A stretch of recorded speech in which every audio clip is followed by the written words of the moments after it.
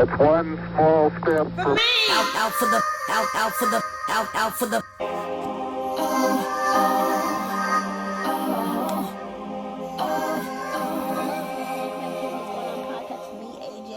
We're going to jump right into today's episode. We're discussing Why Workplace Confusion Drains High Achieving Women by Katerina Ricci, MDR, MLS.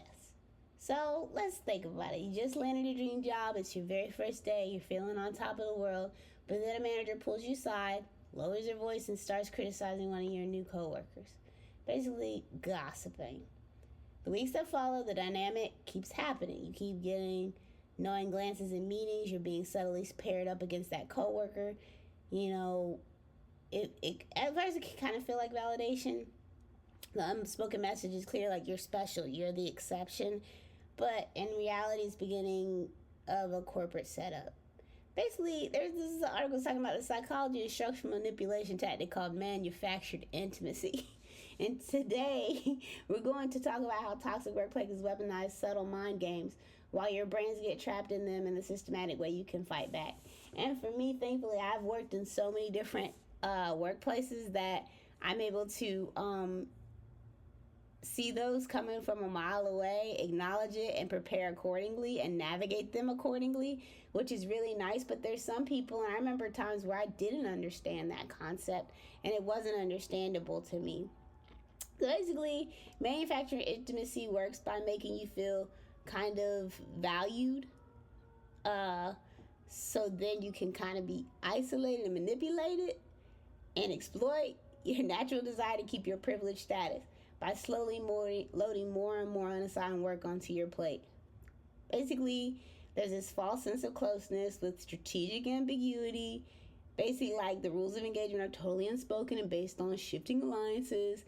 And basically that basically spikes your stress and you never truly know where you stand. They're designed, but those are kind of environments, and a lot of environments are like this, where they're just designed to kind of keep you on in, which is fair for work environments, but also I think it's important as an individual that you understand what power you possess and how you react to it, what you accept and what you don't accept.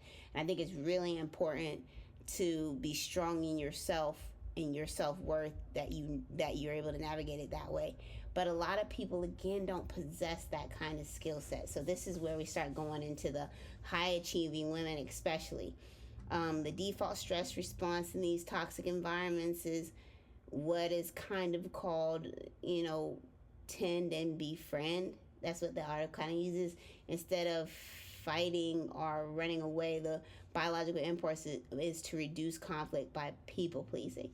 Now, everyone knows that I'm a recovering people pleaser, so I totally get it. But these kind of systems kind of exploit that kind of people pleasing kind of people, and the hard worker gets pushed into the gaps, absorbing like the extra work and the extra stress. It's really damaging to do this.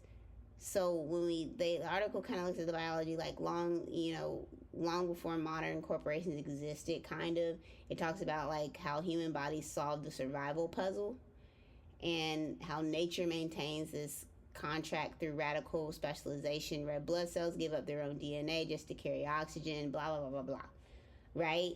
So basically, we want to talk about how once you've been basically kind of bought into that kind of emotional, vicious, toxic cycle, your boundaries are blurred, your brain gets ensnared by like this vicious, like cognitive loop kind of. So when you deal with unresolved conflict and mixed signals, it activates your brain's reward system. It drives you to repeatedly mentally replay scenarios in search of like resolutions, control, or validation. But in those kind of environments, this loop kind of is intensified. Basically, intermittent and unclear social cues act just like variable rewards at a slot machine, basically keeping your brain hooked and making it psychologically devastating to disengage. Often companies use these like professional politeness as a form of camouflage. And this ambiguity sustains the loop through three specific kind of mechanisms. First one is hiding labor, where you use vague phrases like other duties as assigned, BS. Anyway, second one's paralyzing the response. Your brain power is totally drained trying to decode inconsistent signals. Bullshit. Anyway, the third is diffusing accountability, making decision rights so muddy that it's impossible to point who is actually responsible for a failure. And it's all, I've experienced all of it. And it's just kind of like, yeah, completely. So that's why I kind of have fashioned in the way of, you know what, I'm going to do what I'm supposed to and hope for the best. And if it all fails, it fails then. The article goes on to discuss how to fix this problem with an emotional reaction. And they call it the Personal Dispute System Design, RDSD. Instead of reacting to every little slight or weird comment as it happens, you build a pre-deployed architecture of your boundaries. Basically, you can't be... Basically, it's basically telling you not to give a shit. And I don't know how... It's not that you're not supposed to give a shit, but it's like you kind of can only do what you're able to do. And like I just said, like, I'm going to do my job to the best of my ability, and I'm going to go home. Because at the end of the day, and I said this, I think I did say this at work. I said, all this is made up anyway. All this is made up anyway. This is after hours, too. Like, I was like, all this is made up anyway. All this shit is made up anyway. Someone said and thought of this stuff just because of capitalism to figure out how to make money off of it. And at the end of the day, if I'm here or not, it's gonna get done or it won't get done. Either way. So yeah, like when you get that concept, like basically they talk about if a manager tries to triangulate you by gossiping about a peer, they give you this example to kind of basically treat it like do not validate it. And you introduce immediate friction to force hidden conflicts into documented channels. Like, so basically for a peer, you could say, it sounds like there's an unresolved operational mismatch between you and Sarah. To protect my bandwidth for current deliverables, I need to step out of this communication loop. I highly recommend aligning with her directly and writing to resolve the affair.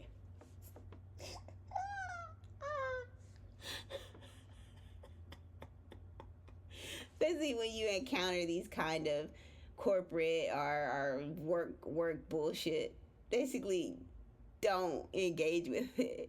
Choose not to. That's basically what it's saying. Like what I've been doing, which is what I've already been doing in multiple jobs after I learned to play the game, is that, hey, I ain't got shit to do with me. I want to hit people. I ain't got shit to do with me. However, let me talk about this right here. Or if someone is talking, I just be quiet and be like, oh, I'm clocking what the fuck you saying, because I know you talk shit about me too. Anyway, basically, you set boundaries. That's basically what it is.